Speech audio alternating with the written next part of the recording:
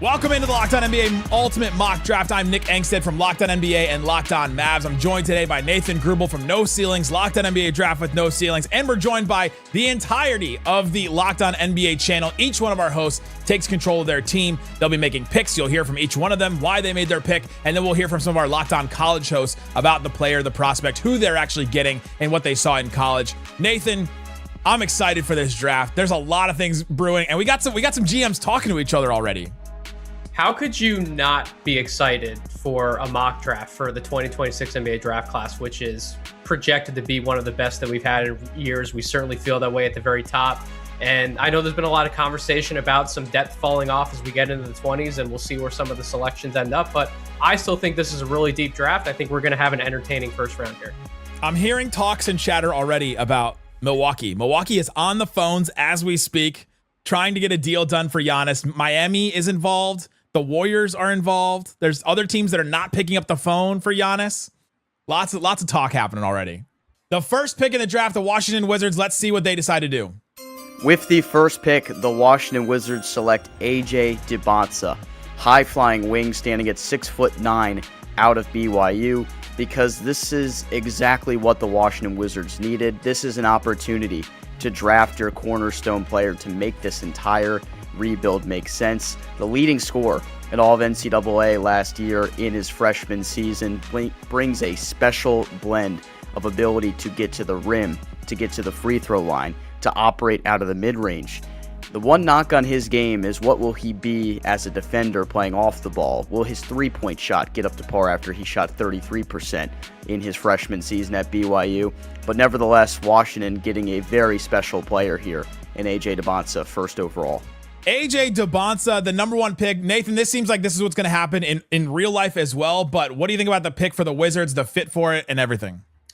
So this is absolutely what's been projected, what I would be projecting to happen in the 2026 NBA draft. I think the pick makes a lot of sense, in all honesty. This Wizards front office has done an incredible job of building out this team in terms of versatility and depth at positions where you're not necessarily, putting one player into a specific position and that's all that they can do. You have guys who can slide up and down the lineup, and AJ DiBanza at 6'9" with 7'1" in wingspan, one of the more physical prospects that we have near the top of this draft, loves to drive, get downhill, create for others, can play out of the mid post. His whole identity will be about not only just being a lead shot taker, but also helping to make everyone else around him better and help the rest of this Washington Wizards team evaluate the other young pieces on this roster, along with new veteran additions in Trae Young and Anthony Davis. So when we're talking about taking the highest upside, that also makes the most sense from a roster perspective. I love this pick in particular for the Washington Wizards. Yeah, I don't know if I'm making a pick thinking about Trae Young or Anthony Davis in here. I'm just taking best player available, right? Mm-hmm. And that is what it seems like everybody has agreed that AJ DiBanza is. There's a few Cam Boozer holdouts that I see out there for sure. One of them maybe be next. One of them I think you're looking at one right on the screen. One of them may be on the desk with me right now, but yeah, I think AJ DiBanza fits with this team. You talked about guys that can slide up and down positions. Don't ask Anthony Davis to do that. He wants to play the 4, but we can see how that works. DiBanza can play either wing position in the NBA. I think he's an incredible talent for the Wizards to get, and I'm interested to see how it's going to play out. Let's hear from our Locked On College hosts on AJ DiBanza. AJ DiBanza is the consummate team player. I believe this is a young man that is going to lend himself to playing winning basketball for whatever NBA franchise takes him. He set a goal as a youngster to become an NBA player, and all he has done since that time is pursue that dream with a relentless ambition and work ethic. While there are things he needs to work on, in particular his three-point shot, I believe that work ethic will shine through, and he will become the type of player that he endeavors to become, much like his idol, Kevin Durant. Their games are very similar. Standing nearly 6'10" in shoes, AJ has the ability to get wherever he wants on the court, whenever he wants to do it. And his unselfish nature, the willingness to set his teammates up for success, to play overall winning basketball, that is why I believe he's going to become a fan favorite, and he's going to be a favorite of his teammates as well. He has all of the skill inside of him, and like I said, the ambition and work ethic will set him apart. I believe whatever NBA franchise takes AJ DiBanza is setting themselves up for a decade plus of success. He is the type of franchise icon and cornerstone. Build your entire roster around and expect that success will follow. I think that whoever is lucky enough to land this young man has set themselves up for success for years to come with the soon-to-be superstar. All right, the next pick, the Utah Jazz. David Locke himself coming in, making the pick. Interested to see what they're going to do here. With the second pick of the NBA draft, the Utah Jazz select Darren Peterson of Kansas. The 6'6" shooting guard will come to Utah and fit in perfectly. This was not a no-brainer. Heavy consideration for Cameron Boozer, but when it gets down to it, a 6'6", 200-plus pound shooting guard that can shoot is almost a no-miss NBA prospect, talked about as a possible 30-point-a-game scorer like Bradley Beal, or more likely a Devin Booker type. Darren Peterson fits perfectly into where the Utah Jazz are right now with Keontae George as his backcourt mate. And while Peterson is the best talent on the board and likely to be the best player on the Jazz, and that was the best player available selected, it is also the best fit for the Jazz in their current roster with the addition of Jaren Jackson Jr. is ready to make a playoff run and maybe a deep playoff run in the upcoming season. All right, Darren Peterson, this seems to be another consensus pick. I really like the fit with this. I think Darren Peterson works really well with the guys they have already, and I think there's a chance he's the best player in this draft, Nathan, like a high chance, because he's an incredible scorer. He can do a whole lot of things. There's just a lot of questions about him. So Darren Peterson does have the chance to be the best pure scoring prospect that I've scouted in 15 years doing this. And that says a lot, because we've had some great players walk into the NBA right out of the gate, but they're, in terms of tough shot makers, Kansas had some moments where Darren Peterson went up against some really tough defensive schemes in the Big 12. They forced him into the shots they wanted him to take, and it wouldn't matter. He would just step in and knock them down effortlessly, even some really tough off-the-bounce looks. And that's built around Darren's game. He is a scorer first and he's a shooter second, but I will be very curious to see how he handles the rigors of the NBA from an on-ball pick-and-roll playmaking perspective. But the good news is the Utah Jazz, and Coach Will Hardy, last year they ran the third fewest ball screen possessions in the NBA per game. So, this coaching staff, this team knows how to get guys who aren't necessarily as comfortable right out of the gate on the ball, like an Ace Bailey, for example. They know how to get those guys clean looks and possessions within the offense. I think it's an easy opportunity for Darren to come in, grow short-term, and then long-term, like we can talk about, he has one of the highest runways of any prospect in this class. And considering Ace Bailey, they don't care if you want to go to Utah or not with Ace Bailey, right? With some of his workout stuff last year, they'll go with the guy. So I don't think they're afraid to take Darren Peterson here, bring him into the fold, make it work with Will Hardy and all that. Interesting pick with Darren Peterson. Hey, it's Derek Johnson from Locked On Jayhawks. Darren Peterson is an absolute stud if he's healthy. That'll be the big caveat with all of this, with Peterson from both a physical and mental standpoint, from some of the injuries that he suffered and has to deal with. But from a shot-making perspective, a footwork perspective, getting shots up over other guys, including length, this dude already looks like an NBA pro. He already looks like an all-star in some of his ability to knock down shots, to get those shots off, to work off of different actions, and just be a player that you can plug in right away and can give you 18 to 20 points in an NBA season. From a athleticism standpoint, it'll be interesting to see, is he more of the guy in high school or more of the guy at Kansas? I think from a defensive perspective, really underrated defender, gets a lot of steals, really active. But again, the shot making is next level. If he's healthy, this dude is a handful time all-star to me. But that's kind of the big question here. Is he healthy? And are you going to be able to get full NBA seasons out of him? Because he is an unbelievable talent. And the next one, the Memphis Grizzlies. Let's see what pick they're going to make here. With the third pick, the Memphis Grizzlies select Cameron Boozer, forward from Duke, because he is the best player on the board. And I would argue he would have been the best player on the board if the Memphis Grizzlies were picking number 1 overall in this draft. Yes, Darren Peterson is a tantalizing talent. The superstar power is possible across the board, but I think that Cameron Boozer is somebody who is the ready-made Rookie of the Year, likely to be the first to be an all-star. He has all the tools, all the talent, the pedigree, especially on the offensive end of the court. Oh, by the way, he's the youngest prospect of the top 3. Give me Cam Boozer all day, every day. Okay, Cam Boozer, that one's pretty obvious. This one seems like it's a match made in heaven. It feels like he's the type of player that will play for the Bulls. Or play for the Grizzlies. I can see him next to Zach Edey. I could see him playing in that system, and they kind of need somebody to build around. You think this is the best player of the draft, so this has got to be a steal for the Grizzlies, right?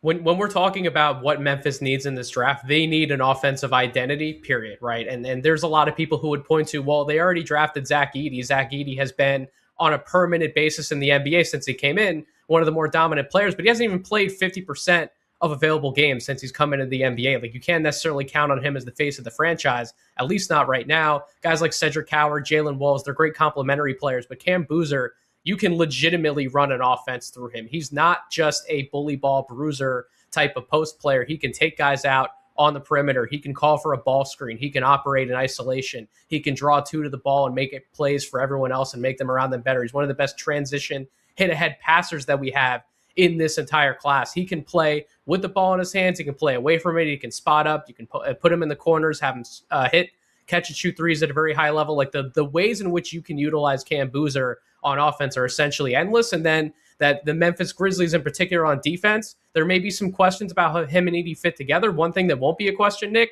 that team's going to be ferocious on the glass on both ends of the floor. They're going to be one of the hardest teams to deal with from a rebounding perspective. Just a physical team, put the shoulder into a guy. He does fit the type of mentality. Even a guy that went to Duke. Usually you don't think of Duke players as like super physical, but Boozer is a guy that definitely projects to be that. I'm fascinated to see how he fits. And then we need to figure out what's going on with John Morant. Like that pairing could be really fun, but we don't know what's going to happen with him going forward, if he's going to be on this team, if he's not. But they do have an interesting group of younger players for sure in Memphis. When we start to think about the top players available in the 2026 NBA draft, Cameron Boozer from Duke University has to come to mind immediately. Taking a look at his high school basketball career, no one has done the level of winning that Boozer did. Winning Peach Jam 3 times, 4-time high school state champion, and then the winning continued going to Duke. A 35-3 season playing for his father's alma mater. Cameron Boozer made a name for himself,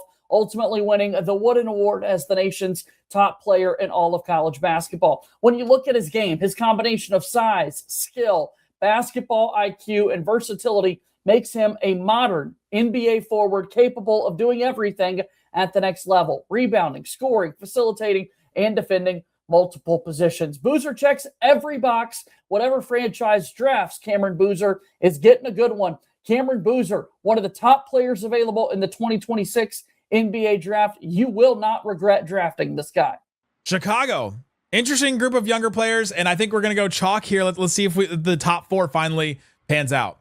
And with the 4th overall pick in the NBA draft, the Chicago Bulls draft Caleb Wilson. We're drafting Caleb Wilson because of the mix of athleticism, raw talent, and overall upside. Despite only averaging 19.8 points per game, which did put him in the top 40 in college basketball last season, Caleb Wilson still needs to work on his jump shot. But even with that, the way that he creates in the mid-range, the way that he creates on drives, the way that he slashes to the rim, his finishing around the rim as well. Pair that with Gideon Buzelis, that gives the Bulls some solid players that they can go out in transition with. Caleb Wilson also becomes probably the best on-ball defender for the Chicago Bulls immediately. So with that pick, the Chicago Bulls add immediate defense and a player that can help and fit in their transition basketball as well. He's going to have to develop in the half court, but I trust that he will. Caleb Wilson, I think we went chalk. I think this is the way the top 4 is going to go, Nathan. Do you agree?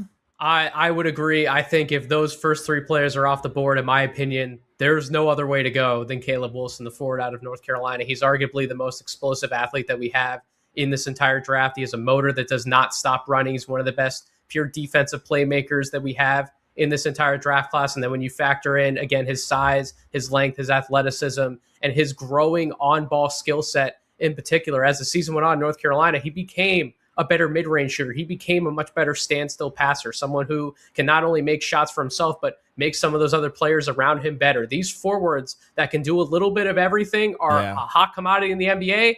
And listen, if he rounds out and adds that 3-point shot to his game, we could be talking about someone who may end up being one of the best players in this entire draft class, higher than even the 3 guys that went above him.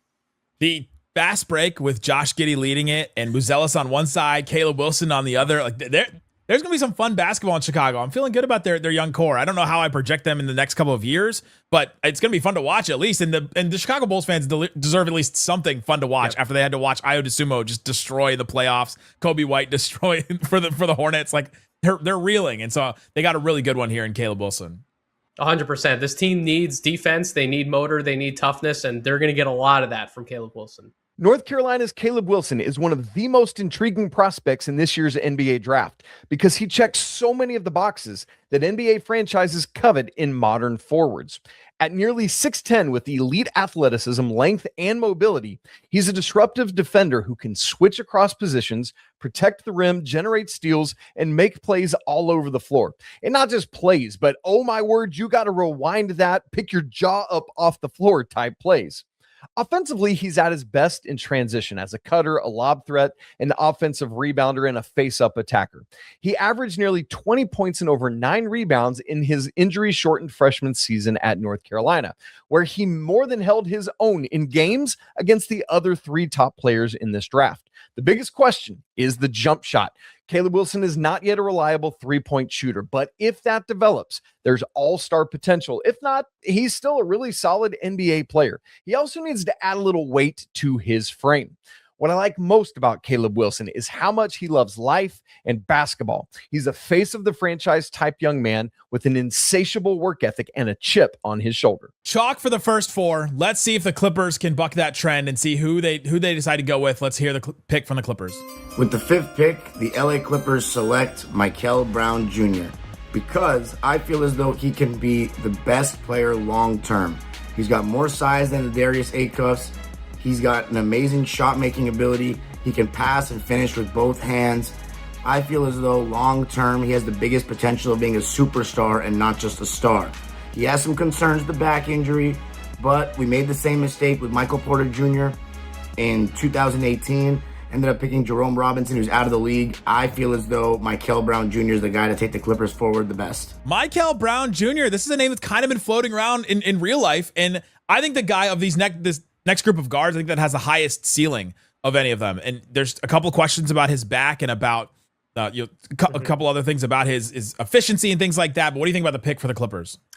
Very interesting pick, something who all of the fans of No Ceilings at the Locked On Network who have been listening to us, since the lottery was finalized. I think we were one of the first groups that put out there that Michael Brown Jr. could be in play for the Clippers. And as you said, Nick, that's some hot smoke that's been bubbling up recently. And listen, I think it's a great pick from an upside perspective, primarily because he does have the highest ceiling of any of these guards in this class. 6'5", good size on the ball, one of the more creative playmakers from a live dribble and live pass perspective, an electric shooter from downtown, has parking lot range. I mean, I don't want to make this comp and scare anybody. I'm not trying to talk about the negatives, but in terms of the positives, when LaMelo Ball was coming into the NBA, you saw a lot of the same things about this guy can just do things on the court on offense that other players in the class simply can't do. And I feel the same way about Michael. I think he's got a great attitude, great work ethic. We had him in for a film session at No Ceilings. Tremendous kid, really understands who he is and where he needs to go as a player. I love the pick. I think it could be very nice upside swing for the Clippers. The question about his back injury has been one that's come out a lot. It's the reason why he missed the NCAA tournament. But I heard a story from Albert from No Ceilings that he gave his mom a piggyback ride after that film session down the hall, and he was like, "Hey, my back is fine. Look at this." Yeah, that's probably one of the best pre-draft stories we're gonna have in No Ceilings for quite some time for sure. It's amazing, so good. When you think of prospects with the highest floors, a player like Michael Brown Jr. comes to mind. But I argue that he also has one of the highest ceilings in this entire NBA draft class. Averaged 18 points, 5 assists per game for the Louisville Cardinals in his freshman season. 6'5" point guard that projects as an elite shot creator in the NBA. Also finished at the rim at a high level this past season. Elite athlete for his position. Great passer with a tremendous feel for the game and exceptional court vision. If he improves his decision-making and cleans up the turnovers, you're talking about an elite lead ball handler in the NBA. I firmly believe that if it wasn't for a back injury that costed him almost half the season this past year, he would be viewed as one of the top 4 to 5 prospects in this entire NBA draft class. I think he is a player that helps your team now, but also is a great piece to build around for the future. Michael Brown Jr. makes everyone around him better. Great selection for your team to draft Louisville point guard Michael Brown Jr. Next pick for the Brooklyn Nets. There's been a lot of smoke about Nate Ament. There's been smoke that the Nets just may go completely off the board here and like pick somebody that is a little bit lower on some mock drafts. Let's see what the Nets decide to do. With the 6th pick, the Brooklyn Nets select Keaton Wagler, combo guard out of Illinois. and looked into a lot of trade possibilities at this spot, looked into trade up possibilities, but there really weren't any there, understandably, with those top 4 teams wanting to stick and pick at those spots. And trade back opportunities, there was nothing that made sense. So the Nets stick here, and they come away with Keaton Wagler, a player who dominated during an unexpected rise to the Final Four while leading the Illinois offense. Really good size at 6'5", 6'6" wingspan. Questions about the athleticism, but that did not stop him from dominating offensively this season as a premier shooter, a high-level ball handler, an elite passer and decision maker. And despite those athleticism concerns, was still able to get downhill, was still able to create for himself and for others. So the Nets come away with a lead ball handler who should step in from day one as their most promising young prospect. All right, Keaton Wagler, kind of a chalk pick. I like this pick. I love Keaton Wagler. I think he's a really good player, and I'm excited to see him and Yegor Joman. I'm excited to see that tandem. That's bigger guard tandem for the Nets now they can build around. That's the thing, is that there might be some people out there who think this is a bit of a head scratcher, primarily because they saw the Nets take, backcourt player after backcourt player in last year's draft. But, to your point, Yegor Joman, he's not necessarily a pure point guard. I think he is more of a wing at the next level, someone who can be a secondary guy and can take over primary reps at times. We don't know how good Nolan Traore is going to be for the Nets, and Ben Seraph and guys like that, and Drake Powell. They're not stopping me from taking another guard here who can share the court, by the way, with any of those perimeter options that we're talking about. Someone who can operate with the ball, without the ball, another one of these lights out shooter type prospects. So you put him in these lineups alongside, Michael Porter Jr. and even a Noah Clowney, who's been getting much better as a 3-point shooter as he's developed. Now you're starting to find a little bit of an offensive identity in Brooklyn, something that, like some of these other teams at the top, desperately need. Congratulations. Your team just drafted Keaton Wagler, the best shooting prospect in this year's NBA draft. Keaton Wagler wasn't just the best freshman in the Big Ten season. He may have been the best story in all of college basketball. This is a player who at one point was ranked as a 3-star, ranked as the number 261st prospect in his class. Fast forward to his one season, he's the Big Ten Freshman of the Year and All-American, and one of the biggest reasons that the Illini made it to the Final Four this past season.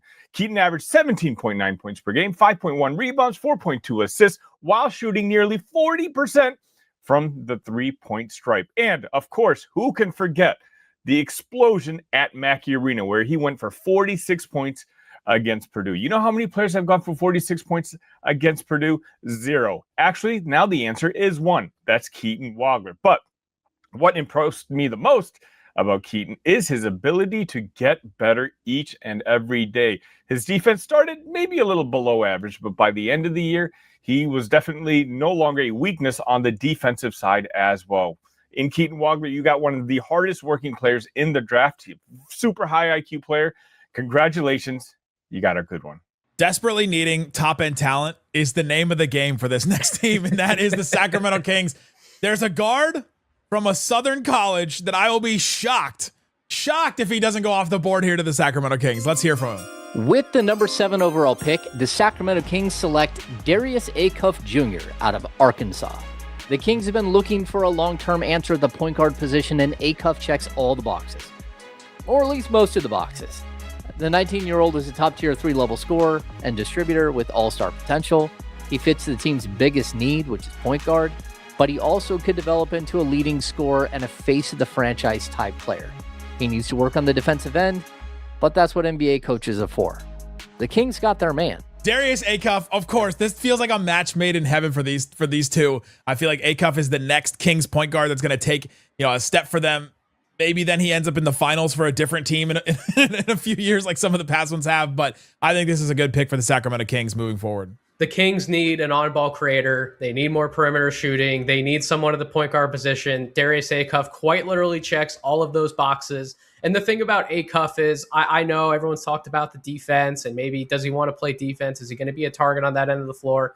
What I'll say about Acuff that gives me optimism about his potential on both ends is that Arkansas team, if he wasn't doing what he was doing in college, that team would have been dead in the water. And that's a team with some other NBA level talent and guys like Malik Thomas, and Trevon Brazile and Billy Richmond, who we'll see in next year's draft. Like that team, if they didn't have Acuff carrying the load and do what he was doing on offense, they wouldn't have been in nearly as many games and wouldn't have went on the type of run that they did in the SEC. He's a leader. He wants to win. He'll do anything it takes to win. And so that's why, from that perspective, hearing him, listening to him, and watching his tape, I have confidence he's going to end up being the player that we're all projecting him to be. And that's exactly the type of leader and talent that Kings team needs.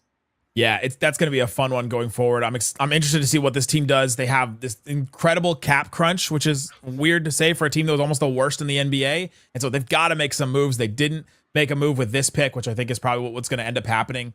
But we'll see what the Sacramento Kings do. They have to do some stuff this summer. They have 1 million trade chips, Nick. 1 million. Like, there's not a player on that roster who can't potentially be in a deal. I just don't know the value of any of those trade picks. You can have a bunch of them. I just don't know what you're getting paid for any of those ones. Anyone want to slightly use Zach LaVine?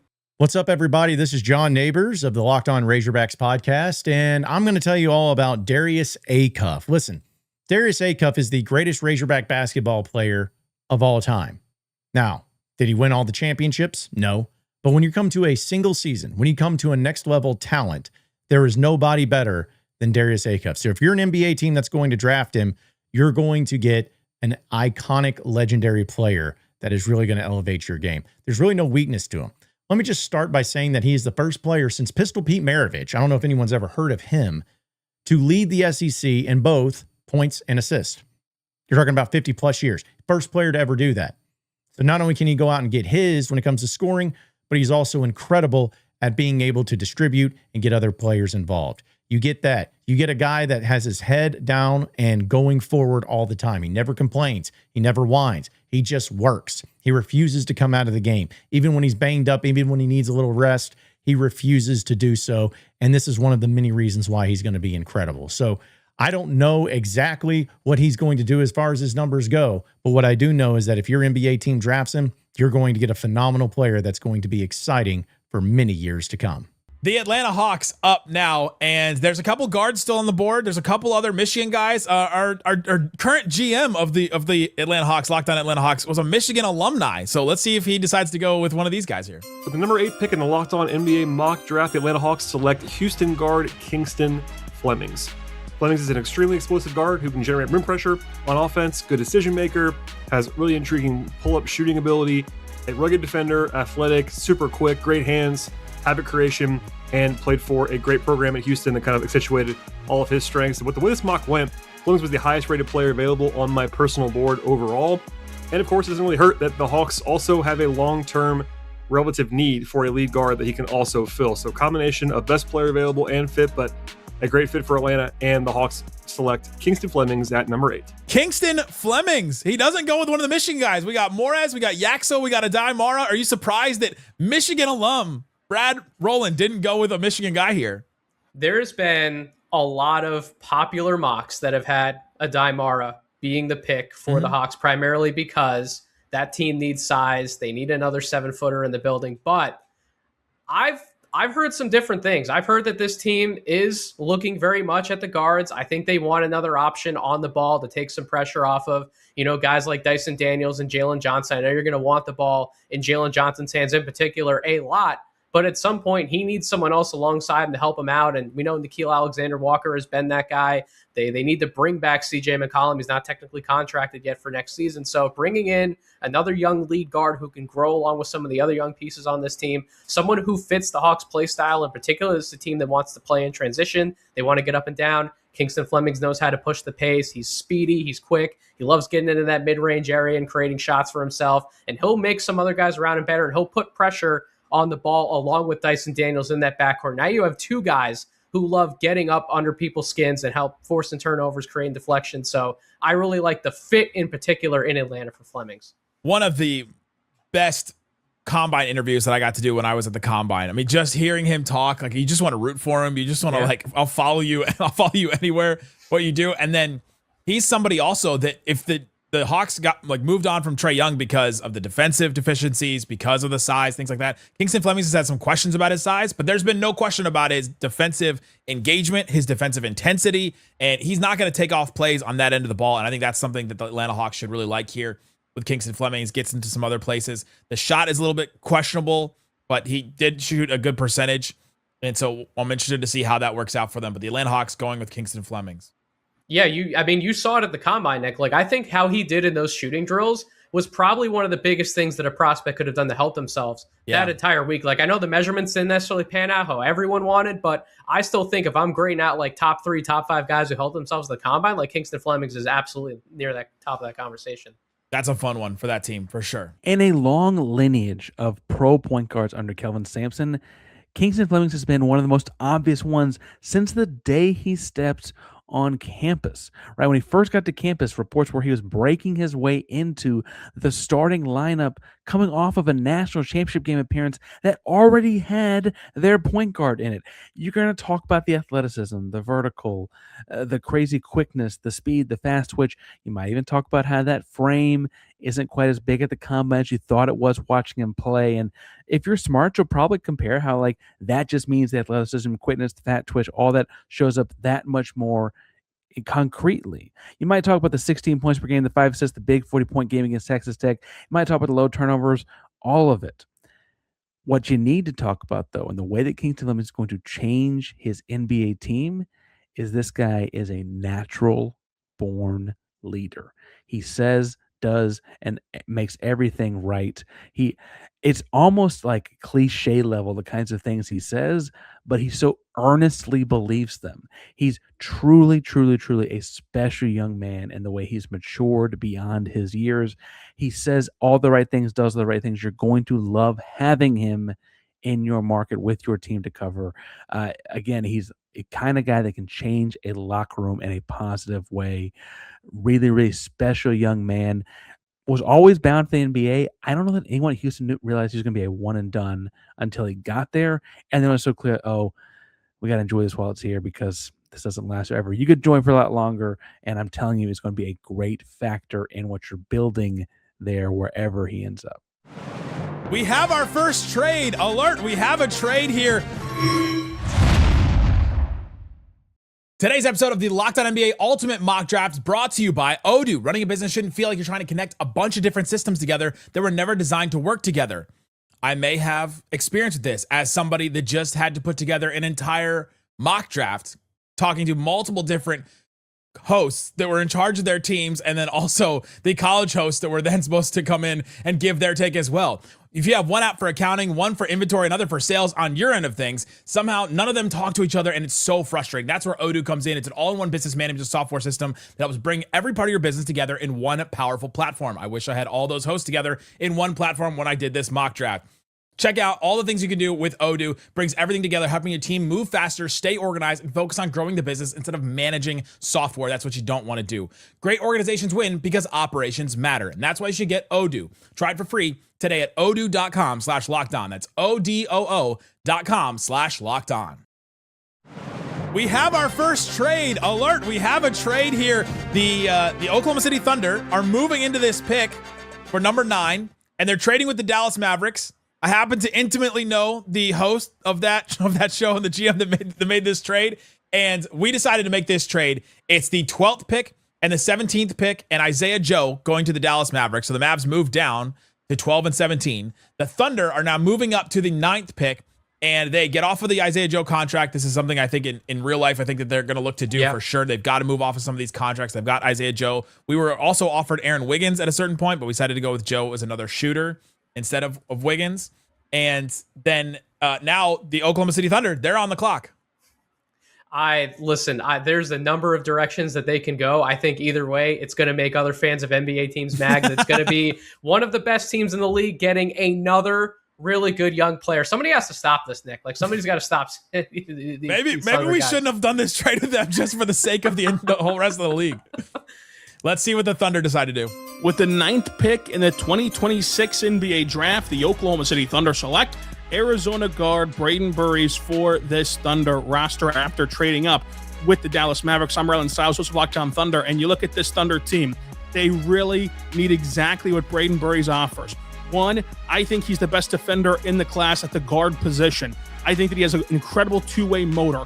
Offensively, here's where you start to see the vision for Oklahoma City. Not only can he accompany this identity of defense first with Oklahoma City, but offensively, he can create his own shot, which is a big deal. He's a fantastic movement shooter, an off-ball player, a movement shooter that can create passing windows for himself to get shots off from beyond the arc and actually knock them down. Plus, you like what he does at the rim, his body control, his finishing skills there, coming off screens, coming off DHOs, two of his better skill sets from his Arizona days. You have the playmaking hub of Isaiah Hartenstein, so important to return to Oklahoma City for the big man. It would give him a lethal weapon with Burries, while also seeing Braden Burries be a fantastic pick-and-roll ball handler. He can play off the catch. You've seen this Thunder offense stall. Giving them another creator for himself and others is a big deal for OKC to get back to the mountaintop and win a championship, on top of the fact that you now have him on a cost-controlled rookie scale contract.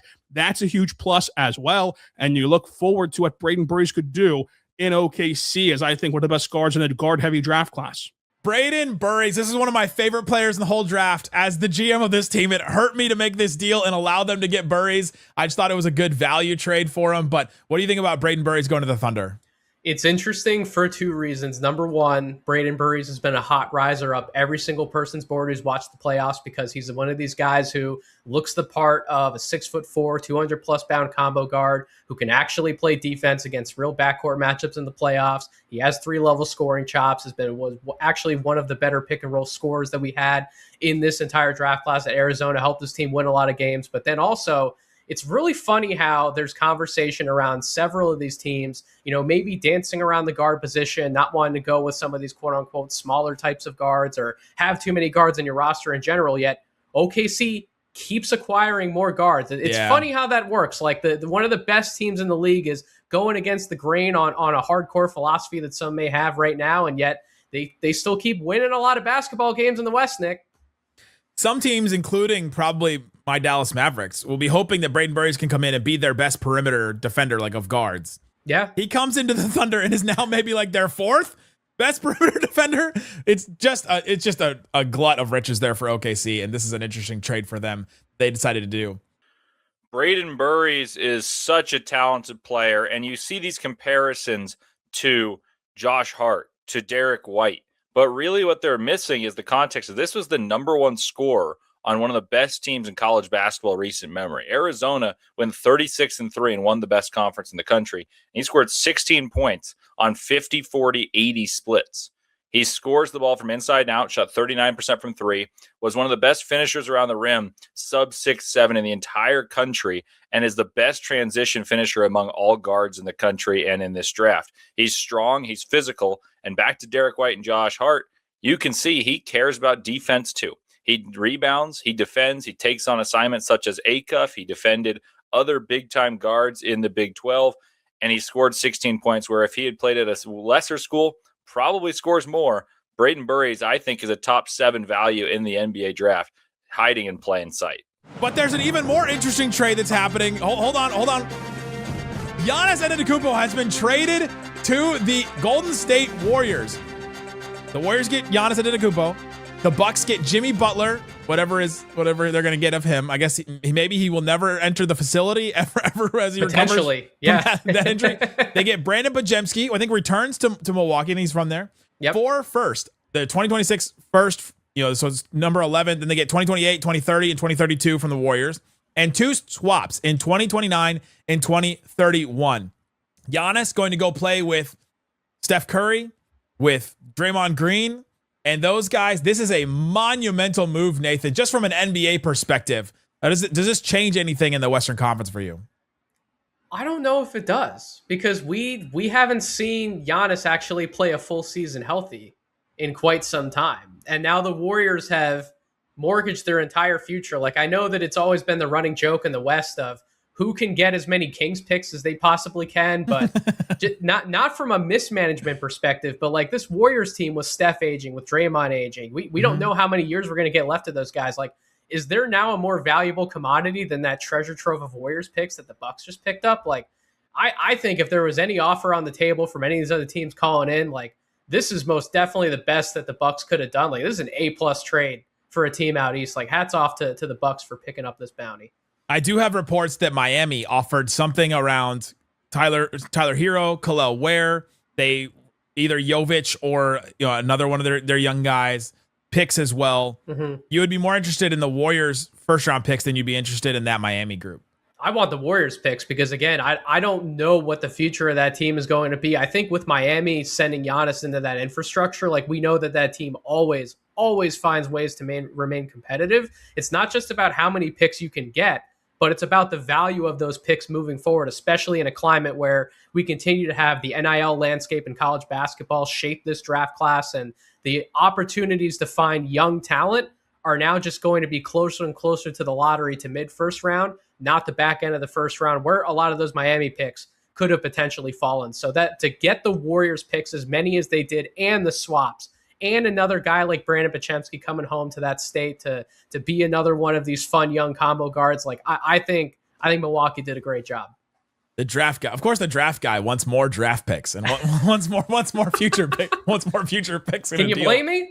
I can't blame you. But now that means Milwaukee has the next 2 picks. They have 10 and now 11 because they get Miami's pick. So let's go to Miami. Let's go to Milwaukee. Let's go 2 in a row. Let's see who they decide to pick with 10 and 11. With the 10th pick, the Milwaukee Bucks select Yaxel Lendeborg out of the University of Michigan, filling what now is a glaring hole in the front court. The Bucks just need some more size. They're already team 6'4" in combo guard as it was. So John Horst and his front office looking to replenish that front court. Lendeborg, a player that can step in, help the Bucks immediately, and play multiple positions for the now rebuilding Bucks as well. And with the 11th pick, the Milwaukee Bucks, by way of trading Giannis Antetokounmpo to the Golden State Warriors, swing big, and they take Cameron Carr out of Baylor. Again, size, the important thing, and athleticism for this Bucks team. Carr, another player, may be a bit raw, but that's perfectly fine with a team that appears to be headed in a rebuilding direction. Has athleticism and a ton of size and length as well. All things that the Bucks have learned very, very recently you need in spades. Yaxel Lendeborg goes to Milwaukee at 10, and then Cam Carr at 11. Let's start with Yaxel. What are the Bucks getting in Yaxel Lendeborg? The Milwaukee Bucks are getting a player who I wouldn't have necessarily mocked to go in this spot in the draft, but in terms of rating his talent and on my board, I have Yaxel at 5th overall on my personal board. I think he's one of the best pure talents that we have in this class. A 6'9" forward with a 7'3" wingspan, has that triple pass, shoot, defend multiple position skill set that's so valuable to winning in today's NBA. And listen, I know that we just talked at length about how many picks the Milwaukee Bucks got back, and those Warriors assets are going to be very valuable in the future. But this is a team that doesn't control its own draft. They're not going to be in a position or have any incentive to tank out or lose any games. And so when we're talking about remaining competitive in the East, Yaxel Lendeborg fits the type of archetype and mold that you want next to some of these other guys they already have on the roster, regardless of whether Kyle Kuzma and Miles Turner and guys like that may be shipped out with the Giannis trade happening. We don't know that for sure, but you want guys who will help you remain competitive if you don't have control of your draft. And at this point, with the talent left on the board, I can't think of a better name than Yaxel. Yeah, it's a fascinating pick there for them. Him, Ryan Rollins, you're starting to piece together some younger-ish. I think they're the same age, 24, but some younger-ish pieces. Yaxel Lendeborg, a player who at times Michigan did not want to take off the floor whatsoever. The former number 1 player in the transfer portal. He could have gone to the NBA last year, but he trusted Dusty May, could improve his game, rise him up from being a late first rounder to being in or around the lottery. And guess what? He was right. He averaged 15.1 points per game and 6.8 rebounds, and he finished the season with 8 double-doubles on the year. He's the type of combo player that fits perfectly into the NBA. He's a big who can run the floor like a guard. He's a wing who can thrive in the backcourt, and he can play both inside out and outside in. He's coming off his best year shooting from deep. He's drained 37.2% of his three-point shots this past year. He's also stellar at getting back on defense. He averaged 1.2 blocks per game and 1.1 steals per game. But above all of that, he is also a great teammate. He quickly ingratiated himself as a leader in the locker room. But the biggest compliment that I can give Yaxel Lendeborg is that Michigan would not have won the national championship without him. The Wolverines survived games where Morez Johnson disappeared. They survived games where Adai Mara disappeared. But when Yak struggled, The team did as well. He's built like a football player, but he's athletic like a gymnast. The guy can absolutely put the team on his back, and he's unselfish enough to facilitate, sometimes a little too much. But there is nothing that I do not love about Yaxel Lendeborg. Now let's talk about Cam Carr, the next pick for Milwaukee. This is a name that's also kind of like rising up some boards right now. I mean, he really helped himself in the combine, seemingly setting the nets on fire, especially in that first scrimmage. He looked unstoppable out there, 6'5" wing with a 7'1" wingspan, one of the better defensive playmakers at that position in this draft class, had a really, really strong block rate for a wing because he can just get anywhere he wants to on the floor on defense. He can cover so much ground, has great footwork. He's very quick, speedy, has great lateral agility. And then on offense, he's one of the top 5 shooters that we have in this class, potentially a top 3 shooter. So when we're talking about a guy who has a little bit of work to do in terms of developing as an on-ball player, as a playmaker, but still has a tremendous shooting profile, both off the catch, off the move, and then how he can potentially impact the game on defense. We're talking about the type of player who has a pretty good floor from what you would project forward and being valuable in the playoffs to, if he really rounds out some of those other offensive skills, he could end up as like a top 5, top 10 player potentially in this draft. I'm not going to rule that out for someone with his athleticism and tools. How many players could potentially be a top 5 player at this point? I think but Nick, that's what I'm talking about. That's why this draft is loaded through the lottery. Crazy. Like all the conversation has been on the top 4 guys for a reason. But there's going to be so much buzz when you see a lot of these players in action, in the coming months at Summer League. And there's going to be a lot of buzz for these teams being really excited about the types of talent that they're bringing in the building. Cameron Carr is going to be one of the biggest steals in the 2026 NBA draft. Someone that is already in contention is going to grab him at the end of the first round, and they're going to feel like they won the lottery.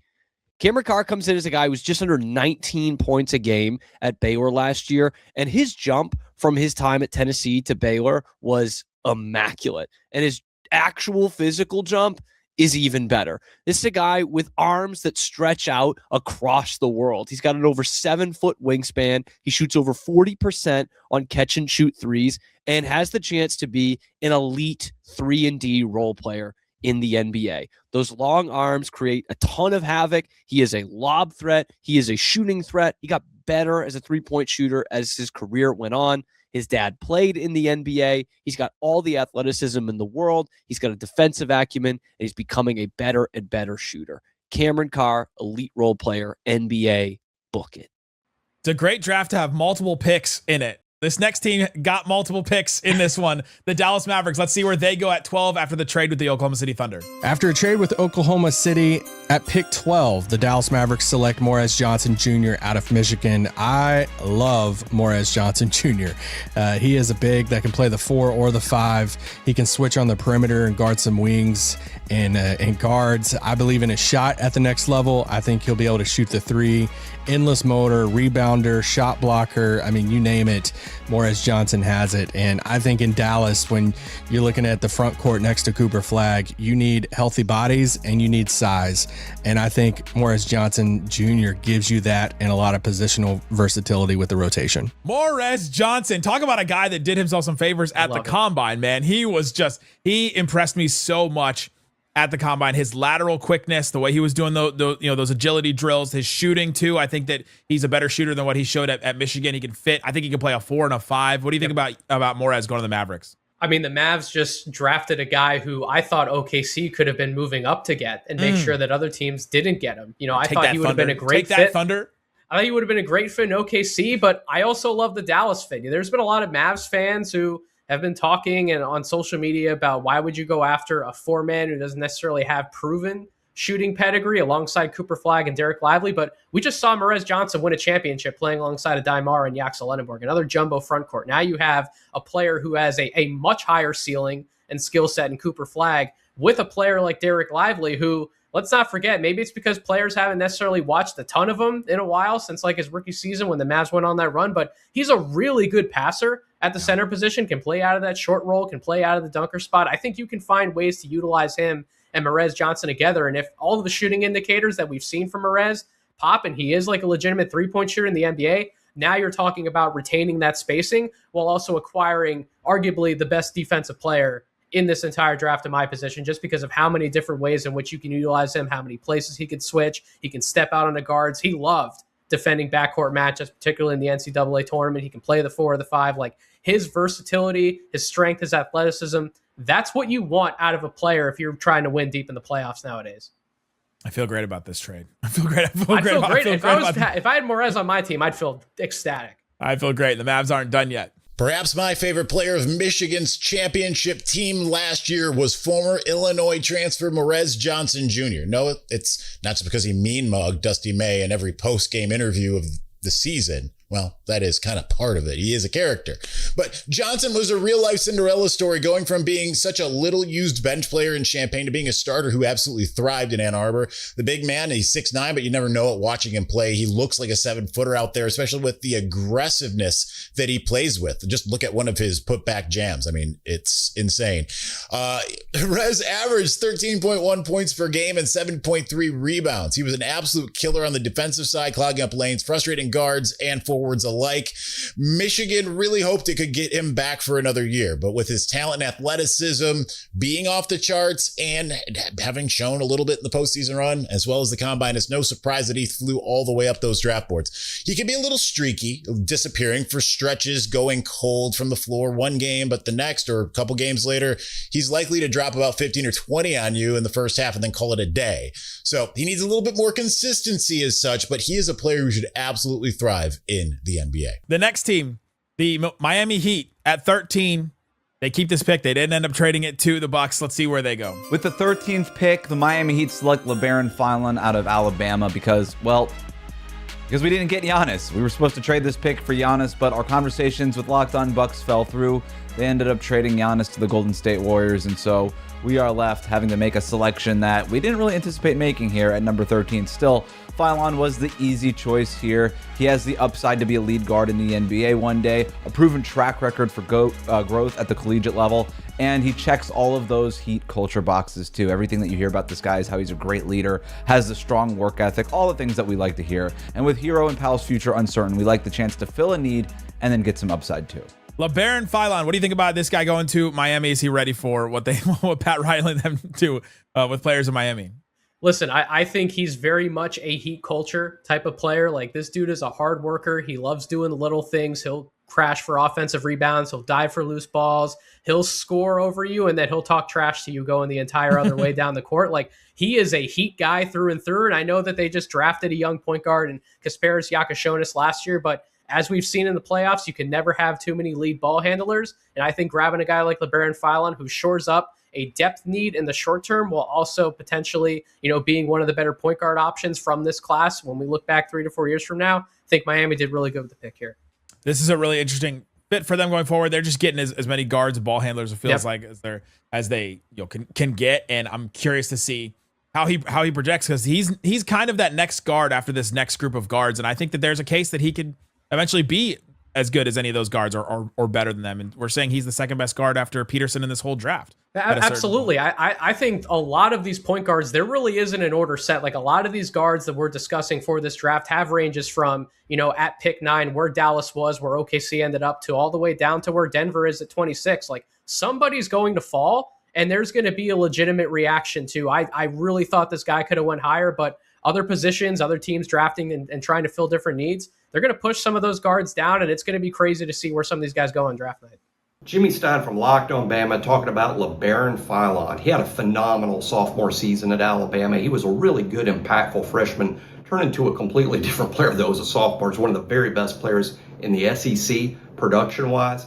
His transition to the NBA is going to be easy. He plays at a high level of speed. You can watch LeBaron Feilan and easily foresee him in the NBA because of the pace at which he plays. He's a good ball handler.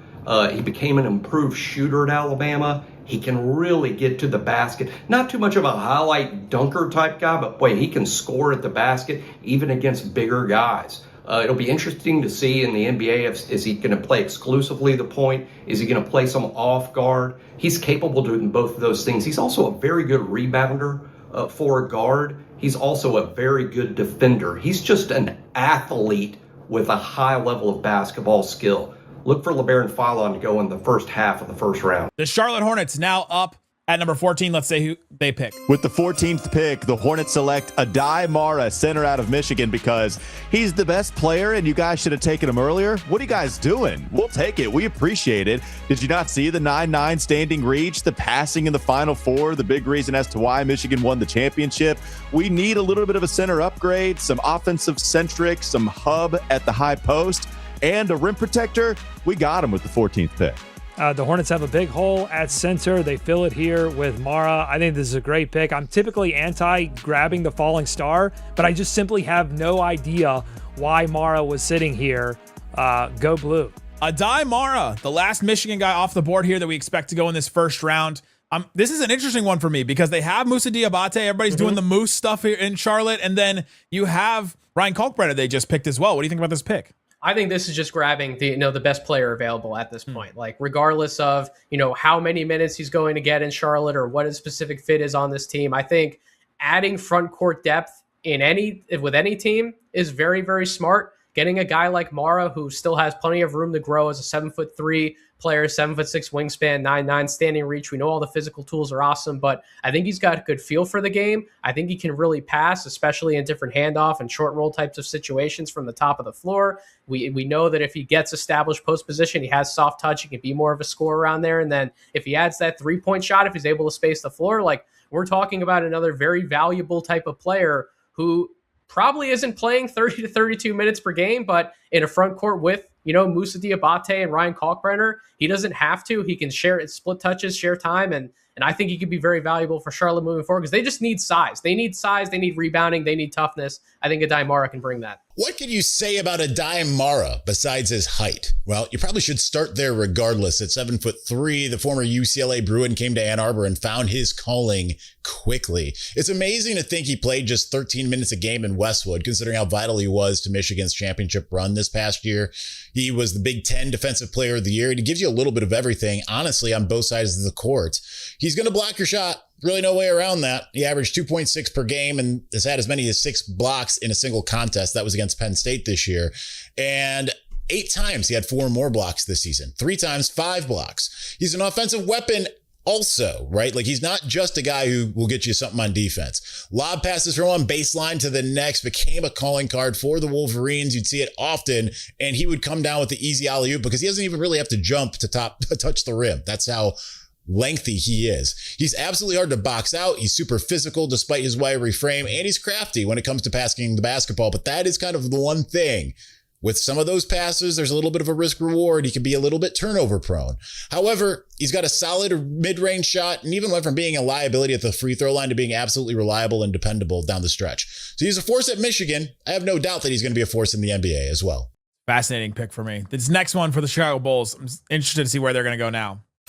And with the 15th overall pick in the 2026 NBA draft, the Chicago Bulls are going to select Jaden Quantins. And the reason why we're going to select him is the Bulls need front court depth. They need a center. And while there's major injury concerns with Jaden Quantins, if he gets over those injury concerns, what he brings as far as rebounding, elite rim protection as well, the ability to finish in transition, he fits the style that the Chicago Bulls like to play in. And if the injury concerns isn't working out, he still could be a really decent backup center. So I think bet on the upside. Jaden Quantins has one of the best overall upsides in this draft, even despite the injury, and the Chicago Bulls can need that upside. Jaden Quantins. Okay, the injuries aside, let's say he comes back, he's ready to go. We did see him participate at the combine. Him and Caleb Wilson defending the rim with the arm, Jaden Quantins may have the longest arms I've ever seen in person watching him at the combine. The two of those guys, it's going to be a terror at the rim. Just the big question about him is the injuries. For sure. I mean, Jaden Quantins, you mentioned it. He's 6'9", 253 pounds, 7'5" wingspan were his measurables at the combine. And I know I said Morez Johnson is the best defensive player in this draft, by my opinion, by my board. If Jaden Quantins is healthy, he could absolutely take over that spot from Morez Johnson. The question is, we just don't know what his health is going to be, what his medicals look like. But for a team like Chicago that has multiple first-round picks, someone who had a top 4 pick, where we're projecting they already hit a home run getting Caleb Wilson, this is exactly the type of spot where you take a swing on someone like Jaden Quantins. Man, that combo, and then him getting out and running too with all those with those guys too. Man, that's gonna be a fast. That's a fun team to watch. I'm excited to see where they're gonna go. Absolutely. I mean, I think one underrated aspect with someone like Quaintance and Caleb Wilson sharing the front court is if Quaintance is healthy, I know he can't necessarily shoot, but he can handle the ball a little bit. He can take somebody off the bounce. And now you're talking about, having him and Wilson and Modest Buzelis, so many guys with size and athleticism who can dribble, handle, and take guys off the bounce depending on the mismatch. Like, we're talking about a very, very fun team who wants to play up and down basketball in Chicago. You hear that, Bulls fans?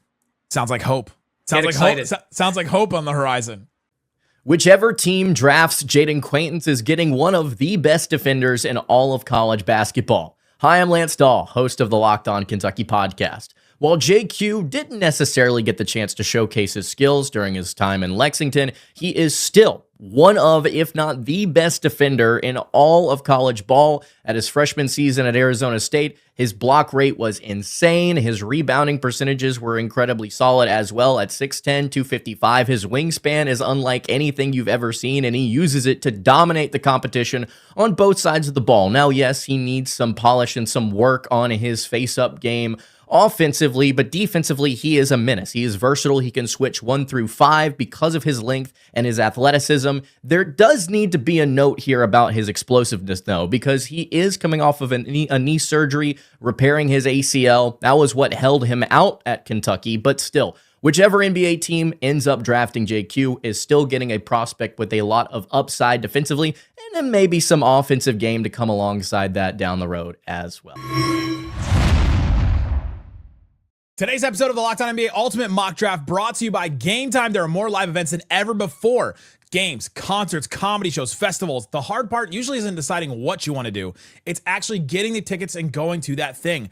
Between long wait times, confusing checkout processes, and surprise fees, buying tickets can sometimes feel harder than it should. I may have been talking to a host today that used a different ticketing site, gasp, and was on the phone with them for like an hour because he couldn't get tickets to the event he wanted to go to see them kick the ball across the field into the net. All kinds of problems with other sites. Game Time, I've not had issues. I've used Game Time a lot to go to Dallas Wings games here in Dallas, Fort Worth. I've used it to go to comedy shows, concerts, things like that. I love that I see the view from my seat. I know exactly what I'm going to pay at checkout. There's no surprise fees. Don't surprise me with fees. Take the guesswork out of buying tickets to every type of event with Game Time. Download the Game Time app, create an account, and use the code LOCKEDON. You get $20 off your first purchase. Terms apply. Again, create an account, redeem the code LOCKEDON, locked on, for $20 off. Download the Game Time app today. Let's see what the Grizzlies decide to do at 16. With the 16th pick, the Memphis Grizzlies select Nate Ament out of the University of Tennessee. And why do the Grizzlies do such a thing? It's an upside swing. Ament at number 10 to the Bucks seems a little bit early. Ament at 6 to the Brooklyn Nets has been rumored. Super duper early. Ament at 16 seems like pretty good value to me. We're talking about a young basketball player who showed flashes of significant skill while he was at Tennessee. In the right situation where he's not asked to do too much, I think he could thrive. Alongside Cam Boozer, allowing Cedric Coward to be the 2 guard. You've got Ament at the 3, Boozer at the 4, and Zach Edey at the 5. That's one of the biggest and longest basketball starting 5s in the entire NBA. Nate Ament. Okay, you said it earlier with the Bulls. If you get somebody at the top that is a sure thing, you can take a swing with another player. Do you think this is a swing for them with Nate Ament? It's definitely a swing, but it's a calculated swing because with Memphis in particular, Nate Ament has some real upside as an on-ball scorer, but he's not there yet. I think there's still ways in which they're going to need to round out his skill set from a shooting perspective, get him a little bit more comfortable, operating off the dribble, developing some counters, being able to find different passing windows when he does have the ball in his hands. But from an off-ball perspective right now, he's in a good place where he doesn't necessarily have to be asked to do a lot because guess what? They found their offensive engine in Cam Boozer. They have another guy who's going to command touches in Zach Edey. They have some guys who can take pressure away from Ament. And then this is a rebuilding situation. You're not expected to win right now. He'll be able to develop at his own pace. And if he hits, talk about size in that front court. Nate Ament being 6'10", Cam Boozer 6'9", 250, Zach Edey 7 foot plus, near 300 pounds. That's the type of size and depth that you need at those positions in the Western Conference to win. Hey, what's up, everybody? Eric Kane, host of Locked On Vols, and Nate Ament is going to be a star in the National Basketball Association. What a team is going to get from Nate Ament is a guy that is still just growing into his frame, right? 6'10", about 215-ish, so long, so athletic. Can score at all 3 levels on the court. Is an underrated shooter from downtown, in my opinion. But his ability to, in games where he doesn't have his best stuff, his ability to get to the free throw line and convert at the charity stripe, it was phenomenal for Tennessee this year. Every team game plan against him, he was the best player on the court 99% of the time that Tennessee, those teams that they had on their schedule. He scored 29 points, career high on 3 separate occasions. He's a good facilitator as well, had 5 assists in 3 different games. Shot the basketball at a high volume when Tennessee needed him to. An injury towards the end of the season really kind of slowed him down some, but still, he came back out and had some phenomenal performances for Tennessee on the Elite 8 run in the NCAA basketball tournament. A 6-time SEC Freshman of the Week, all SEC caliber freshman Nate Ament is going to be a star in the National Basketball Association. The next team, the Dallas Mavericks, back up this pick that they got from the Thunder in that trade. Let's see what the Mavs decide to do. I have no clue. After a trade with Oklahoma City at pick 17, the Dallas Mavericks select Luka Okori out of Stanford. Dallas could go guard with their first pick in the draft, right? And in this scenario, they take Morris Johnson Jr., and this is where they get their guard at pick 17 in Luka Okori. Okori gives you that creation. He gives you that scoring. He gives you a long-term possible replacement to Kyrie Irving, and he can play alongside Cooper Flagg, a lot of other guys on this team.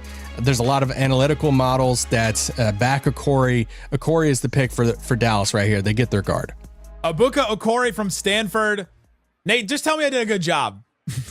I listen, Dallas Mavericks finding value with both of those picks, getting a front court player who will legitimately build a defensive identity with Cooper Flagg and Derek Lively for the future. Now getting a point guard who can play alongside Kyrie Irving, in my opinion, for some stretches. Like Kyrie has shown in his career that sometimes he's at his best when he's just on the court to score, and he doesn't have to worry about sending everyone else up to operate. Luka Okori has the type of athleticism, that blow-by speed, and that ball handling ability to essentially get wherever he wants to on the court. He's a water bug. He can get in the middle of the floor, collapse defenses, kick it out to open shooters and scorers. Like, that's exactly what Dallas needs at this position. My only caveat, Nick, with this pick in particular, I would have much rather preferred a guard who I had more confidence in to shoot from the outside than Okori to operate off of Cooper Flagg when he had the ball in his hands, but there's still different ways to utilize guys off the ball, get them moving towards the basket, get them cutting and in movement to operate off some of those Cooper Flagg passes. So I think it was good value getting a talent like Okori at 17, who is trending more towards a lottery selection right now. And we've already seen some mocks have him inside the top 10 potentially. I will say, me and my co-GM, Isaac Harris, we did have a conversation about this pick, and we were split on it. And so then I hired a firm. I hired a draft firm to help me make the decision, and it may have been the No Ceilings guys. It may have been all of you that told me to pick a Corey instead of Bennett Sturts or Dalen Swain. That's maybe the 3 names we were talking about at that point. But I think Sturts would have been a good pick here. But a Corey, I think, is a great foundation to bring in for the Mavericks, and so that'll be they have one more pick here, so we'll see what the Mavericks do. Let's see what the Charlotte Hornets decide to do. Their last pick here at 18. With the 18th pick in the Ultimate Mock Draft, the Charlotte Hornets select Hannes Steinbach out of Washington because I said so. There was a lot of debate in the Locked On Hornets war room about what this selection was going to be. I think Walker and producer Evan were in the Alan Graves camp, but I said I had already given my rose to Hannes Steinbach. It had to be the pick. Yes, that we just took Adai Mara, but I think that Steinbach is going to be a perfect addition. His elite rebounding, positional size, limited athleticism, fine. They just took Con Knipple, who had limited athleticism, and look what he did last season. I love this pick. I love Hannes Steinbach. I think he has star potential. I was going to go a different direction, but there's no drama in the front office here, okay? I did sign off eventually on Steinbach. It gives you a different flavor of a big man that you don't have. What was it, Doug? The last shooting center that we had on this team was Spencer Hawes like 10, 15 years ago. Oh. Finally, we have somebody with that capability. The rebounding right next to Moussa Diabate, nobody else has a chance at grabbing a rebound. I like the fit here in Charlotte, so that's why we go Steinbach. Hannes Steinbach. This is a name that I really wanted to pick for the Mavericks just solely because he's from Würzburg, Germany, and that him and Dirk, that Dirk knew him when he was growing up, and he said he visited his family farm. He told us that at the Combine. Mm-hmm. I wanted that just for the vibes, but what are the Hornets getting with this pick? They're getting a 6'11" forward who continues to develop and round out his skill set game by game. At Washington, when he first started his college career, he looked much more like the FIBA guy who was dominating on the glass, really good interior finisher. But as the season went on in Washington, was continuing to round out those ball skills, was becoming more of a face-up threat. And if he really is going to be a shooter at the next level, now we're talking about another one of these jumbo front court players who can share the floor next to another big man, who can handle a little bit, who can shoot, who can reliably finish. And if you're going to play a double big lineup in the NBA, one of the reasons you're going to do it is to own the glass. Get a dominant defensive rebounder, get some nastiness in that lineup, take a lot of the pressure in terms of crashing the glass away from the perimeter trio in Charlotte that we know of, LaMelo Ball, Concanipple, and Brandon Miller. Let them go score and do their thing. Let guys like Adai Mara and Ryan Kalkbrenner, Hans Steinbach crash the glass and make plays on the defensive end.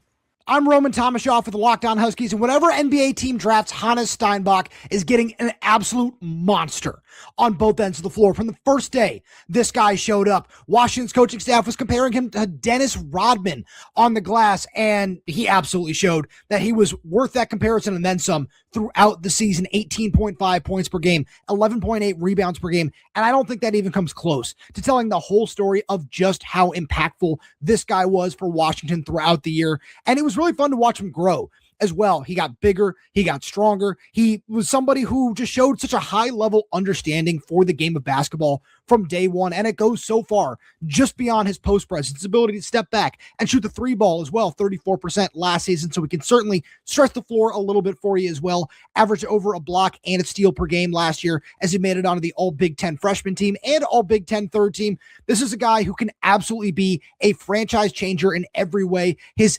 basketball IQ is something that I really can't even begin to describe how impressed I was, where Washington's coaching staff would call him the best passer on the team at so many different points last year. Hannes Steinbach is a beast. The interesting pick for the Hornets. For the Raptors, they're up here at 19. Let's see where they decide to go. With the 19th pick in the Locked On NBA mock draft, the Toronto Raptors select Bennett Sturtz, the guard from Iowa, because the Toronto Raptors really need guard play. They have Scotty Barnes and Colin Murray-Boyles as the basis of their team going forward. Brandon Ingram and RJ Barrett are on the wings. We'll see how long they're around.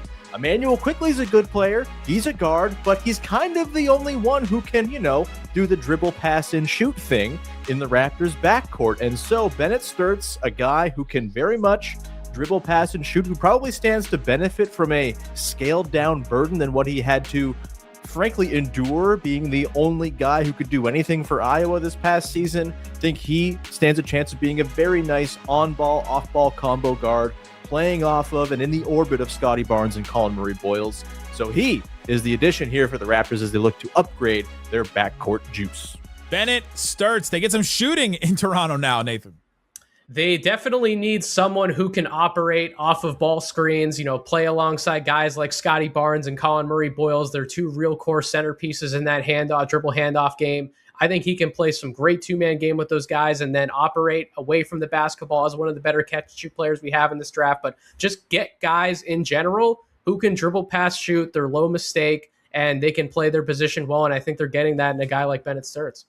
So you've landed yourself Bennett Sturtz, the former Hawkeye star, after 1 year in Iowa City, taking Iowa to heights they hadn't seen in decades. Their first Sweet 16 since 1999, their first Elite 8 since 1987. The kid is a winner, and that's where you start all levels of the collegiate. He has been a big-time winner. A playmaker, had the ball in his hands a whole bunch throughout the course of his season.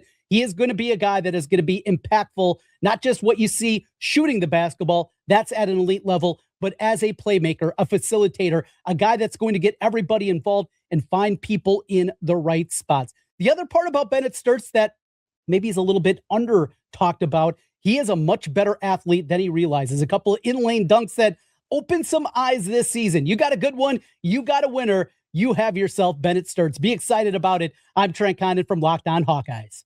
All right, the Spurs are up there currently in the NBA Finals as we're doing this draft. Well, let's see where they decide to go with the 20th pick.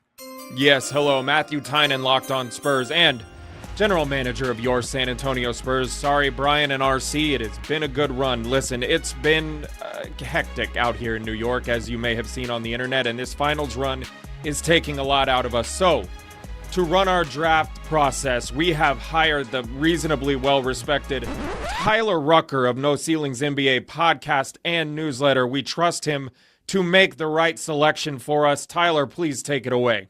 Matthew, what an honor. I appreciate you giving me the opportunity to run this show. But hey, with the 20th pick in the Locked On mock draft, the San Antonio Spurs are going to select Chris Sanac Jr., the big man of Houston. Sanac is an unbelievable rebounder. The Spurs need upside. They need someone that also can give them value at this selection. And I think with the Spurs probably going to contend for a while in the NBA Finals, hopefully, I think Sanac is a gold find here at 20. I didn't know this was an option, Nathan. I didn't know you could hire. I guess maybe I hired a You firm. did. As like, You used No Ceilings as consultants. You as a consultant. I didn't know I could just hire you to make the pick for me, so I'm off the hook. Tyler Rucker making the pick for the Spurs. What do you think about Chris Sanac and his decision? Actually, wait. You have to say good things about this because Rucker made the pick, right? So, are you even unbiased as an analyst here? I don't have to say good things about Rucker, just to be entirely honest with you. I really don't. But in this particular situation, I am not the biggest Chris Sanac fan, but I think for the Spurs, it makes a lot of sense because they don't need Chris to contribute immediately right out of the gate. They have Luke Cornett at a backup center spot. Give Chris some time to round out his offensive skill set, show him how to set better picks and operate better as a role man. We know he'll provide rebounding presence. We know that he wants to be an outside shooter. If more of his package comes together in terms of doing the big man things, along with more of the perimeter ability, then we're talking about another one of these interesting guys alongside Wemby, who also has insane measurables, 6'11", 7'5" wingspan, can jump out of the gym. Like, I just want more nasty from Chris Sanac. Like, his block rate was alarmingly low for someone with his measurables. Like, I want you to be able to provide physicality on the block some shots, set hard screens, roll, do all those things before you worry about how many jump shots you can hit. I think they can bring more out of that in San Antonio because he'll have the time to develop. Chris Sanac was one of the highest touted recruits to ever come to the University of Houston, and now he's naturally heading off to the NBA. I think one of the most impressive things to me about Chris Sanac is not necessarily that he had almost a double-double average in college, 9.5 points and 8 rebounds, that he had 14 games with over 10 rebounds, or that those numbers got better as the season went on and the opponents got more difficult and challenging. I don't think it's necessarily that he locked down AJ DeBonsa in that game, in moments of that game against BYU, or that he fought for multiple offensive rebounds and stretches in single possession, saving games in the Big 12 tournament or things like that. I think what's out to me about Chris Sanac, and what tells you a lot about him, the person drafting him, is that this is the kind of guy that was a 5-star one-and-done prospect and could have gone anywhere in America. And he chose to play for a coach in Kelvin Sampson that was going to make him work for everything. A coach was going to make him dive on the floor for loose balls after practice to work on it. A coach was going to make him hit the weight room. A coach was going to make him spend hours and hours and hours shooting at a basket with a bubble on top of it to work on finding the ball afterwards, rebounding it. A guy that was truly going to make him special in ways that he needed to. I know he's a project. I know you're picking him probably mid-first round. If you got him later than that, you got to steal. I think the guy's upside is phenomenal. The athleticism is through the roof, and the work ethic and character are higher than all of that. I think he's a really special player. I'm really, really excited to cheer him on at the next level. Interesting pick for them. The Pistons are up next at 21. Let's see where they decide to go. 21st pick in the 2026 NBA draft, the Detroit Pistons select Allen Graves out of Santa Clara. He is 19 years old. He's a younger prospect. He's also a bigger forward, a power forward, big wing type that can shoot pretty well from deep. He shot 41% from deep in his one season at Santa Clara. If you look at the Detroit Pistons roster, that is the one area in which they're trying to attack. They've been linked to Michael Porter Jr. They've been linked to Trey Murphy III. They want a bigger wing that can shoot threes. If they can get it through the draft, it would be a good hit. Allen Graves can fit that. I think this is who they pick. Allen Graves. This is like an analytics darling type player. Tell me, I don't understand it though. Tell me what I'm missing with Allen Graves here.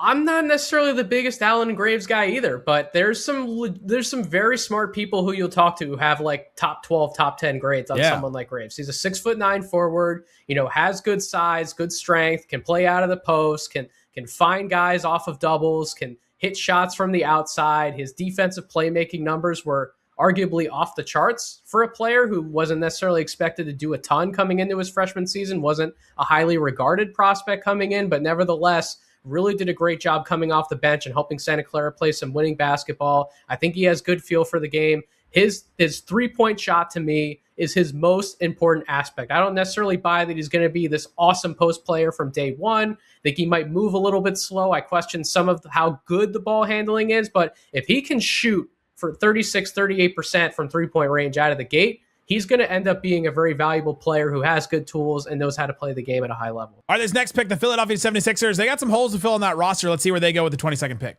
And with the 22nd pick in the NBA draft, the Philadelphia 76ers select Luigi Suego.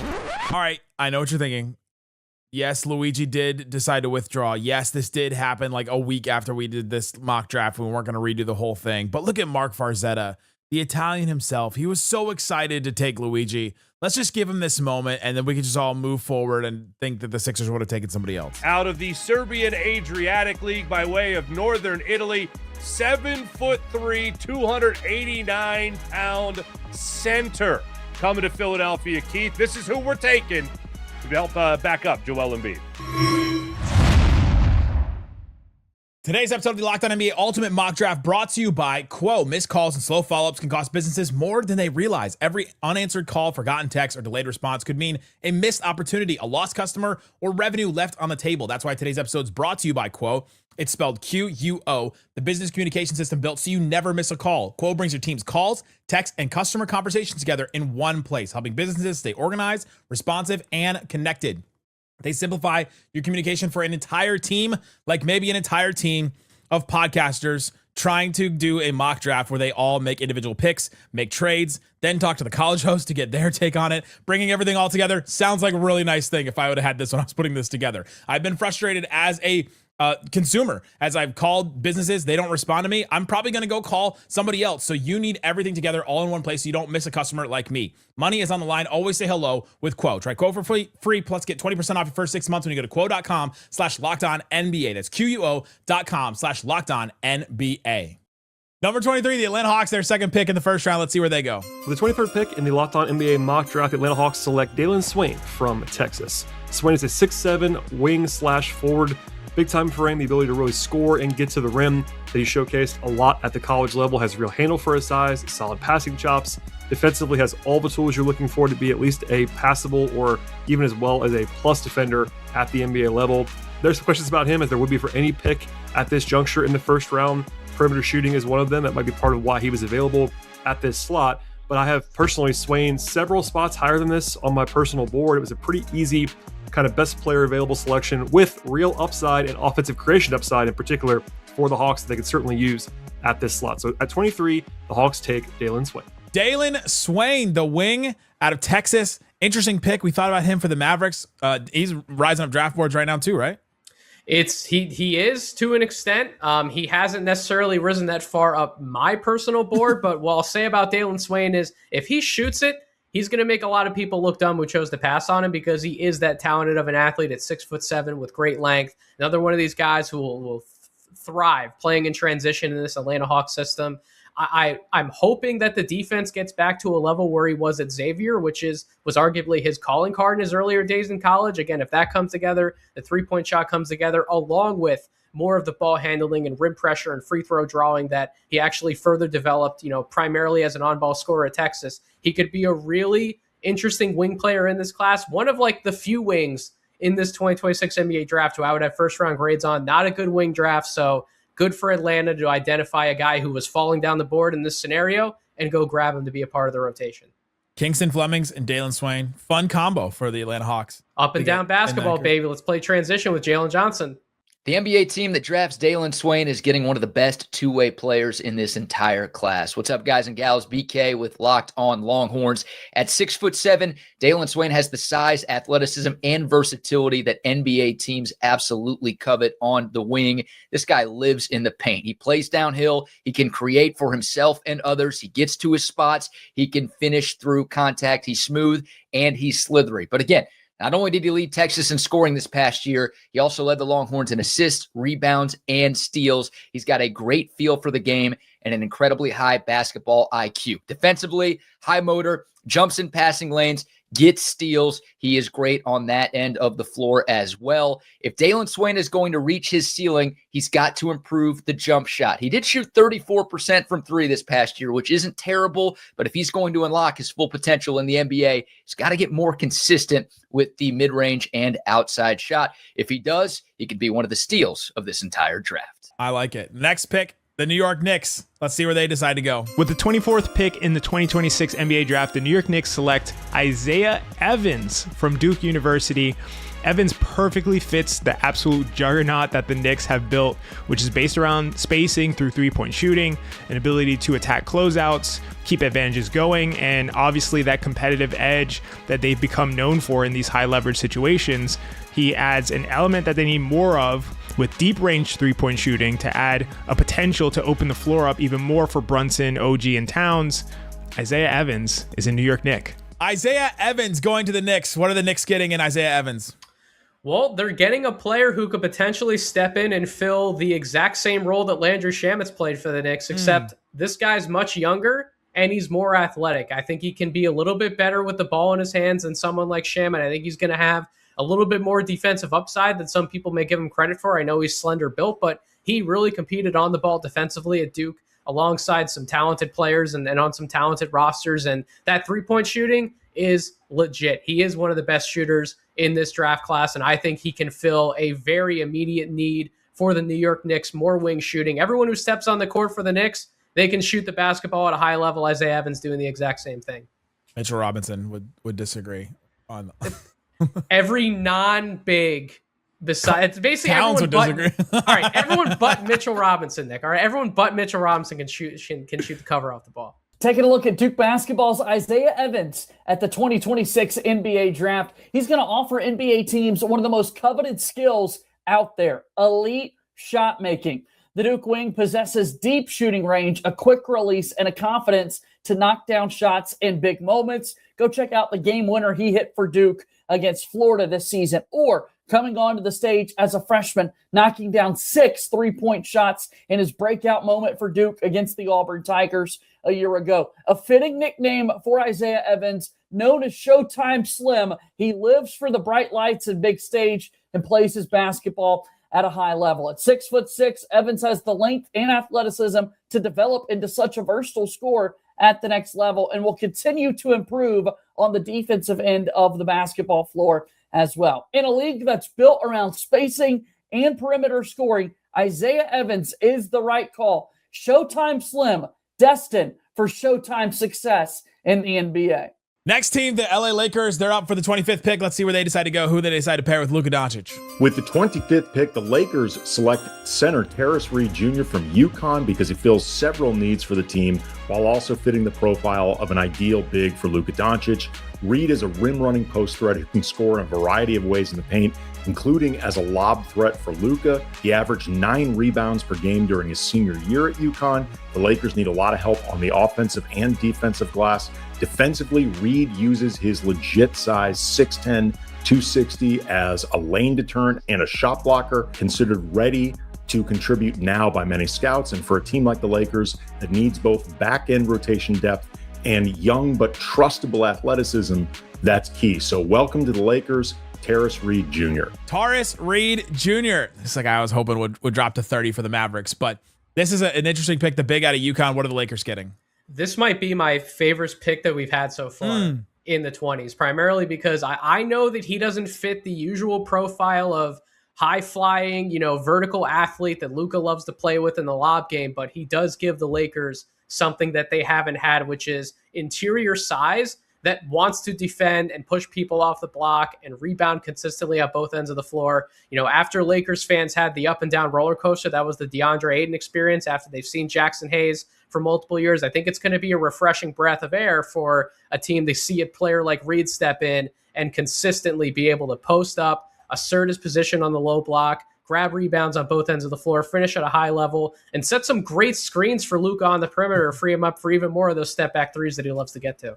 I love you getting like so energized for great screens. It's what a big man's supposed to do, Nick. Come on. We need more guys who actually want to set screens and make the guards better. Tarris Reed Jr. keeps getting better and better the more he plays the game of basketball. During the regular season, his final season in stores, just under 15 points, 9 rebounds per game. But then when the lights shined brighter, when the games mattered even more in March Madness, he upped his production to 19.5 points, 13 rebounds per game, including that epic 31-point, 27-rebound performance in the first round game. The first 30 and 25-plus game since the tournament expanded to 64 teams. Tarris Reed is not just a scorer. He's not just a rebounder, however. He is a great passer. He's got great vision. He has great touch on his passes, and that translates to the next level. Tarris Reed, with the consistency and with that passion and with that mindset and with that drive, as a player that's going to continue to get better and better as his career goes on and will be a factor in the NBA. The Denver Nuggets now with the 26th pick. Let's see where they decide to go. With the 26th overall pick, the Denver Nuggets are selecting forward Joshua Jefferson of Iowa State. The Nuggets may not use this draft selection due to possibilities of a trade upgrade or financial concerns, but if they do, Jefferson's a really excellent fit for many reasons. He's pro-ready, he's high IQ, he's a strong defender and passer, he's a 6'7" physical forward that does a lot of the little things that Nuggets fans would really love. And the Nuggets, they have free agency, trade, and injury concerns on their team at the forward spots with Peyton Watson, Cam Johnson, Aaron Gordon, and Spencer Jones. So Jefferson, if he had to play on day one, he could, which makes him a really good fit for this year's Locked On NBA mock draft. Josh Jefferson, how do you like this pick as a guy that's now going to go play with Jokic? Interesting pick to go with someone like Jefferson. I think they do need to add some more size and depth at the forward position in particular, because we know this team, Aaron Gordon notwithstanding, they're going to have to make some moves in that wing/front court spot. We hope they bring back a player like Peyton Watson. Cam Johnson might be on the move. So they needed to add a player at this position. And with Jefferson, he made a very strong impact for that Iowa State program. When he went down with that ankle sprain later in the season, the Big 12 tournament and the NCAA tournament, that team really felt his loss of presence. He's another one of these guys who can, dribble, pass, shoot a little bit. I question how athletic he's going to be and how that transitions at the NBA level. But if he can prove to be, 80% of the player he was in college, Denver could get a steal at this pick with Jefferson. We may not have gotten to see everything Joshua Jefferson could do for Iowa State because he was hurt in the first game of his last NCAA tournament, but don't let that skew your opinion of the dominant big man. For Iowa State, he was one of the best players on the floor, not only last season, but the year prior as well. And the stat that stands out to me, 5 assists a game from the top of the key, from inside on the block. He was a key distributor of the ball, better than a lot of point guards in the entire country. And for Iowa State, he was absolutely crucial. When he had the ball in his hands and wasn't passing it away, he could bully his way to the rim, score on the inside, and was also incredible when Iowa State's offense wasn't great in the half court. He'd leak out and shoot a deep three. Always shocked me because it always went in, or at least it felt like it was a key part of Iowa State maintaining momentum in huge games. The one downside to Jefferson is his turnovers. At times, he loses control of the ball and it doesn't all pan out. However, I do think the positives outweigh the negatives, and Joshua Jefferson will be incredible in the NBA. 27, the Boston Celtics. Let's see who they decide to go with. With the 27th pick, the Boston Celtics select Zuby Ejiofor because he can do a little bit of everything, and the Celtics kind of need one of those connective tissue guys, and hopefully a guy who can stick around for 5-6 years of this kind of remaining window in the Jason Tatum era. He's 22 years old. He's got an NBA-ready body. He can do a little bit of everything, and I'm hoping the Celtics can develop his jump shot. He can develop a couple of other skills that he has. He can make passes when he needs to pass. He can hit shots around the rim when he needs to hit shots. So I think he can contribute and contribute quickly. I don't know about right away, but pretty soon. And hopefully he develops enough skills to be maybe a fully realized Grant Williams type for a few years to come.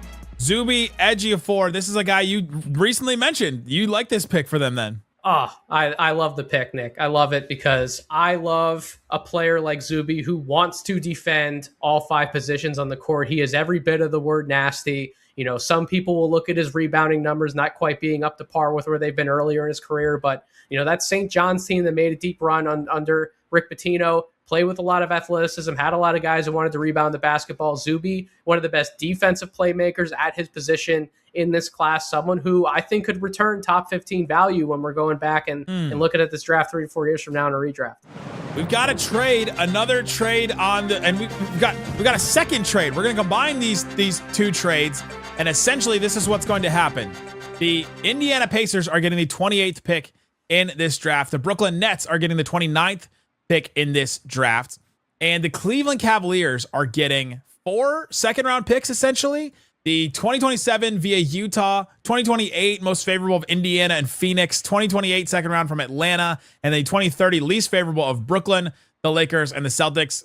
You at home can decide what value though those picks are going to be to you. But now the next 2 we have up are the Indiana Pacers at 28, the Brooklyn Nets at 29, and then the Pacers are also getting the 33rd pick in this draft, which we won't do here in this mock. But let's go to the Pacers. They're up with a 28th pick. The Indiana Pacers take Texas Tech's Christian Anderson at pick 28 in the Locked On Mock Draft for 2026. Tony East here. I host Locked On Pacers. The Pacers could use a pick quite badly. They currently have none in the real draft. They get one in this exercise because their youth pipeline's running a little dry. They're low on cheap young contracts, and they get one via 2 trades here. Christian Anderson, of course, a good fit for them. One, because he's just quite frankly talented. Shot it very well in his 2 collegiate seasons on volume this last season at Texas Tech. That, of course, a skill that he and everybody will hope translates. Also, just a decent offensive threat in many other ways. With the passing, his creation, his setup in general, certainly work to do as a general player, but that shooting, if it translates, makes him a very attractive prospect. And the Pacers could use any position of youth, really, but a point guard specifically, as TJ McConnell starts to age. He turns 35 this coming season, perhaps a spot where they'll need someone in the future. Pacers happy to get a first-rounder in the door. We'll have more on this on Locked On Pacers. Nathan Grubel, I've done a few shows with you. I've followed your work. Christian Anderson is your guy. This has got to be a home run. This is maybe the best pick of the draft in your eyes. He's not going this low. I can promise you that. This is a player who I valued this entire year. He's, in my opinion, the best shooter in this draft, arguably the best pick and roll playmaker in this draft. There's some people who have some concerns about his rim pressure and his turnover rate, but what I would say about Christian is every single thing that I want a guard to do, he can do it at an incredibly high level. This kid has potential star written all over him. This is a home run pick for the Indiana Pacers. I've been very positive during this mock draft exercise. How dare some of these other people let Christian Anderson fall this far in the draft? How dare them? Well, you want to start calling out names? You want to go through different, like are we going back to the Pistons? Pistons needed a shooter. No, this is a general. This is to everyone. This ain't just 1 or 2 GMs in particular. This is everyone. You do not let talent like this fall this far in the draft. Unload the clip at all of them, Nathan. Christian Anderson, point guard, I think floor general, high IQ. This is what we saw develop in Lubbock, Texas over the last couple of years. Phenomenal shooter. I think there's some argument to be made. Could he get to the rim enough? Could he break down defenders off the ball enough? But as far as leadership, IQ, being able to use angles and leverage and just make the right play that was needed at the time, hit a big shot, all there. Plays the pick and roll as good as anybody at Texas Tech that I had ever seen. He will be a very good pro because his brain is advanced enough to understand the way the game is played. He sees it before things happen. Anyway, so what the next level is getting is just a phenomenal floor leader.